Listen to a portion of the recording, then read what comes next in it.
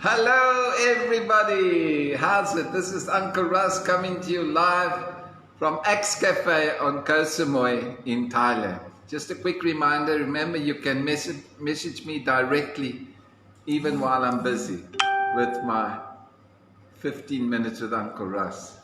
So I'm going to sing us a little song. Oh, by the way, how was your week? We had quite a week. What an exciting week we've had.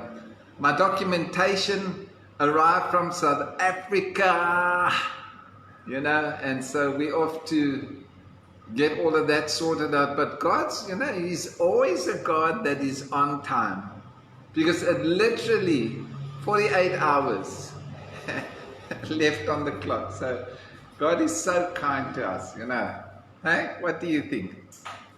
Always on time, is never late, never early. And I'm going to sing us a little old school song, You Are My Hiding Place. So where do you hide when you're in trouble? I know sometimes when we get depressed, we hide in the dark room with a bowl of ice cream and an omnibus of series, and the list goes on and on. But where are we supposed to hide? So I'm going to sing us this song. You can sing along with me. For you that are a bit long in the tooth, you'll know the song, and it is an old song.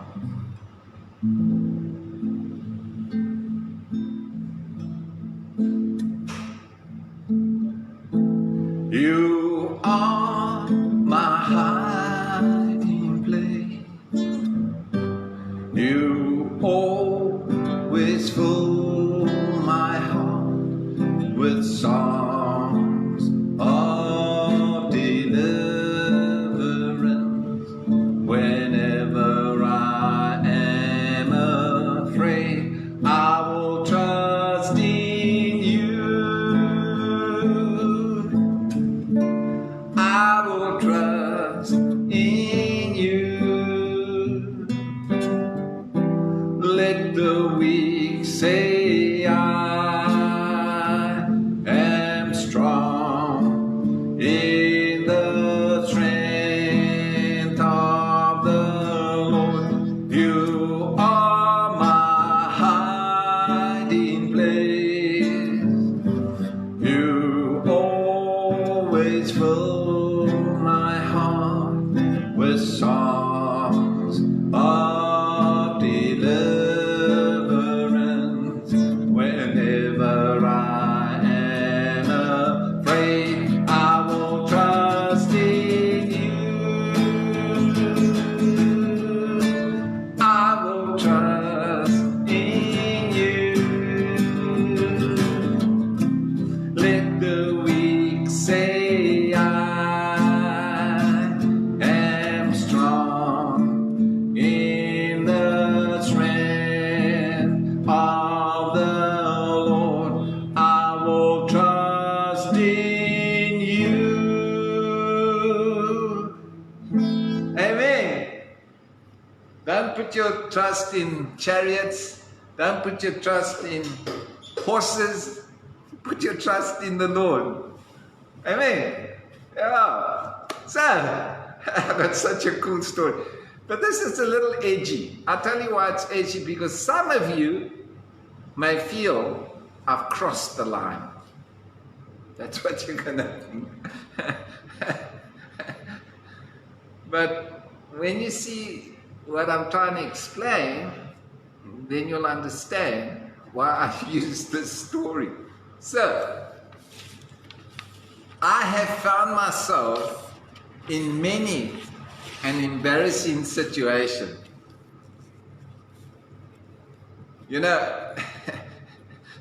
There's a friend of mine from long ago. We were all sitting in church, and he sat just in front of me. I won't name him, you'll know who it is.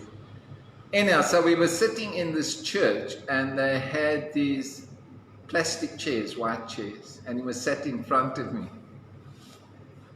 And I saw him lift his one hip up slightly. Yeah, and the preacher had just got to a kind of a pause between two to statements when all of a sudden there was a rumble in the jungle.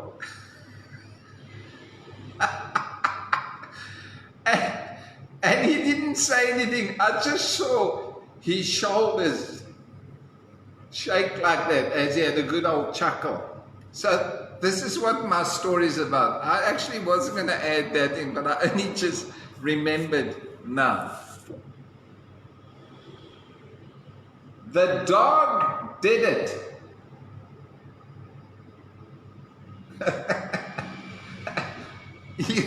You know those embarrassing moments when a little sneaky should have been a sneaky squeaky and it's a thunderous, yeah. So, now that's why I said to you, you're going to think, Russell, you have stepped over the mark. Not really. Because if you see where I'm going with this thing, you'll understand. You know, so we've all been vulnerable and a little exposed. Eh? I mean, you can be on the bus, you can be in public, you know, and if you're on your own, doesn't matter. I mean, woo! But how does this make any sense? So, you will see where I'm going with this. I want to read to us from Genesis chapter 3, and it's in verse 4 to 13. Now we all know it well, and please don't switch off, because I want us to listen to this. Then the serpent said to the woman, "You will not surely die, for God knows that in the day you eat of it, your eyes will be open, and you will be like God, knowing good and evil." So when the woman saw that the tree was good for food, it was pleasant to the eyes, and the tree desirable to make one wise, she took of its fruit and ate. She also gave it to her husband with her, and he ate. Then then the eyes of both of them were open, and they knew that they were naked. Yeah. Then they sewed figs together and made themselves covering.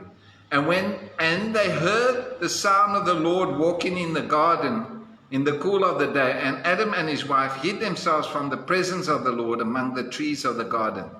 Then the Lord called to Adam and said to him, "Where are you?"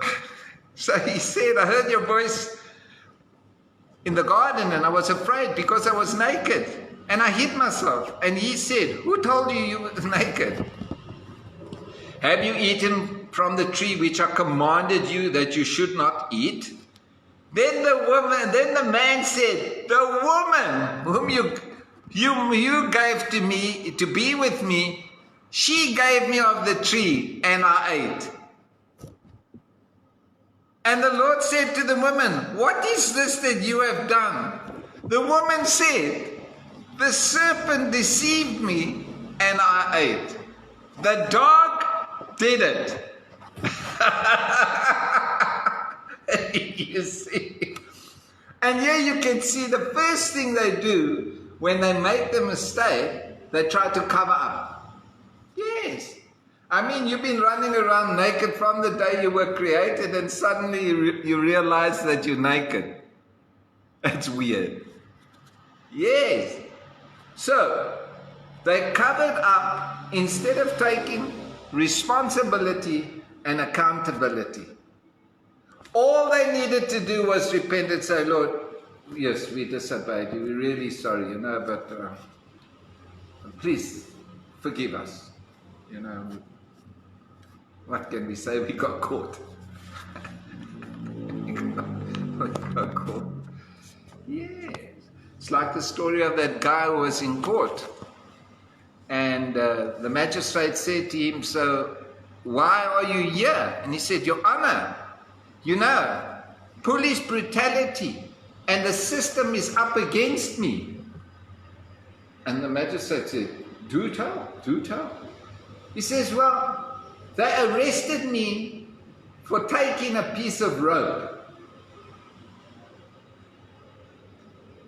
And the magistrate looked a bit puzzled. And rope?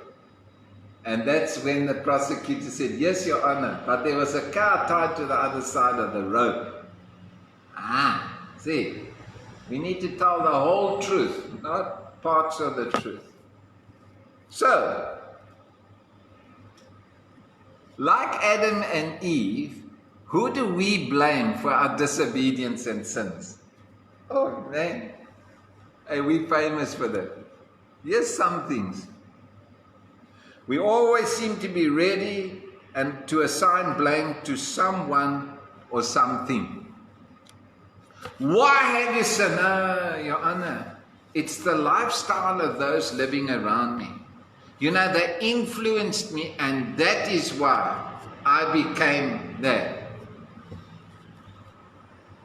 Yes. Why are you taking drugs? And why are you drinking so much alcohol?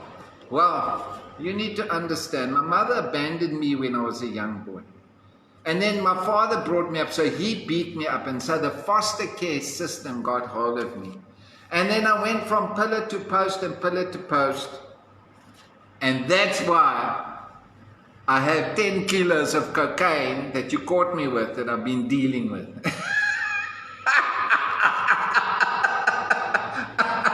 Oh my gosh.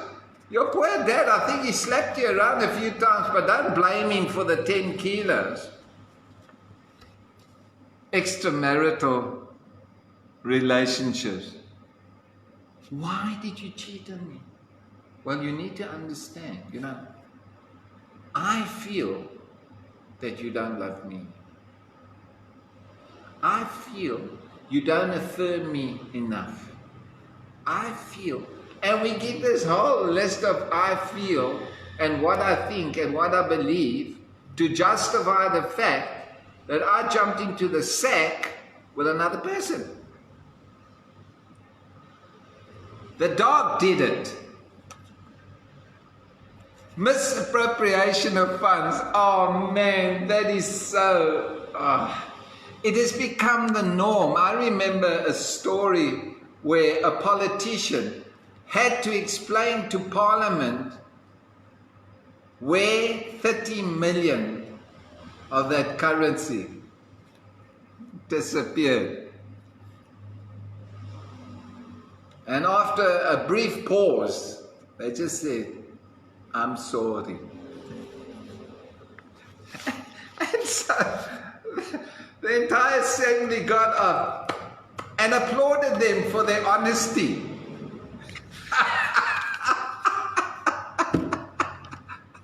My question is, where is the 30 million? Did you return it? So, you know, there are lots of people misappropriating funds, from government officials to people in the business, you know, taking a little bit of the cream off the top because you deserve it. You know how my boss treats me, and I'm sick and tired of being underpaid and being overworked. So, if I take a bit from the top, you know, we make all things equal. No, you're a thief. Corruption. Why are you corrupt? Well, you know, as a government official or an officer of the court or whatever it is, it's very hard, you know. We don't get paid well. We are unappreciated. We have people flinging abuse at us every day, trying to harm us, trying to hurt us. And you know, I have a family to support. So, you know, if I make a little bit on the side, it makes sense. Okay, so it's not like breaking a big law. It's a little, you know, it's a little break of the law. Social behavior. Why are you acting like a complete moron? In the rugby match, which we saw you on TV, where you had your pot belly come out and your man boobs, as you pulled your top over your head, and then you screamed and you ran down and you streaked across the field. And then on Monday morning, when you sit in the boardroom, you're telling people how they should perform and how they should act and how. And you say, but why did you do that? I'm sorry, I got caught up in the moment. I got caught up in the moment. Yeah, not a good moment, because not only did you get caught up on the moment, but you got caught up on the moment on the international feed of television. You're going to lose your credibility, my friend. You know it. So why do you keep beating up your wife? Well, you know, I'm a victim of abuse. Come on. If you're a victim of abuse, the last thing you should be doing is abusing somebody else. Surely. I mean, how do we stop the cycle of abuse unless we the ones that put up our hands and say, it stops here? But why did you do it? That wasn't me, it was the dog. The dog did it. So now you can see why I used the story of my little pooch over here.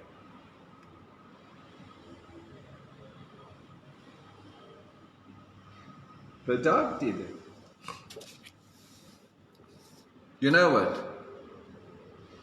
We can see the example of Adam and Eve where God was very specific is in command and instruction to them.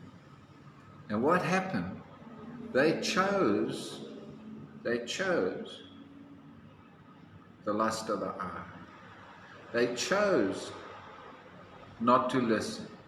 They chose to encourage each other to eat and participate of the fruit of the tree of knowledge of good and evil. They chose to make a decision.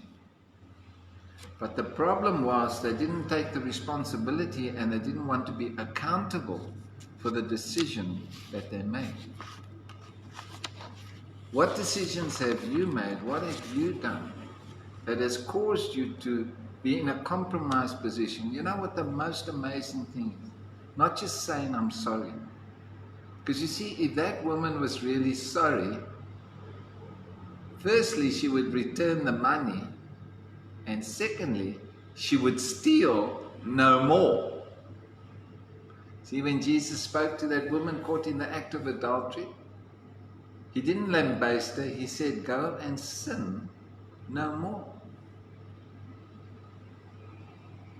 And the best way not to find yourself in a compromised situation is not to put yourself in a compromising situation. So be careful when you lift up your right hip on a plastic chair, because it may come out a lot louder than what you expected. Careful what you say when you open your mouth without thinking about it, because you might be sorry about what comes out, because whatever's in your heart will come out of your mouth. We need to learn to listen and think and ponder before we make these decisions. If it's somebody at work that's really giving you the eyes, telling you what a handsome guy you are and you're so kind and you're so this, be careful. It's the,